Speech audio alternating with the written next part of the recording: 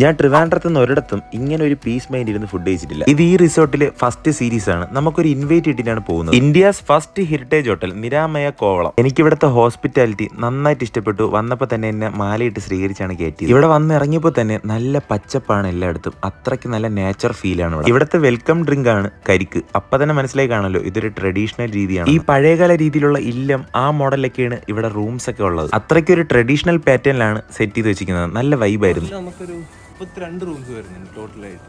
അതിൽ ഏറ്റവും lowest category rock garden എന്ന് പറയുന്ന കാറ്റഗറിയാണ്. ഹെറിറ്റേജ് ക്ലാസിക് എന്ന് പറഞ്ഞിട്ട് സെക്കൻഡ് കാറ്റഗറി വരും. ഇതാണ് ഇവിടുത്തെ സ്വിമ്മിംഗ് പൂള്. പിന്നെ ഇവർക്ക് തന്നെ പ്രൈവറ്റ് ബീച്ച് ഒക്കെ ഉണ്ട്. എനിക്കിവിടെ വന്നപ്പോൾ ആദ്യം തോന്നിയൊരു പ്ലസ് പോയിന്റ് എന്ന് വെച്ചാൽ ഇവിടെ ചുറ്റിനും ബനിയൻ ട്രീസ് ആണ്. അപ്പം നല്ല ഓക്സിജൻ കിട്ടും.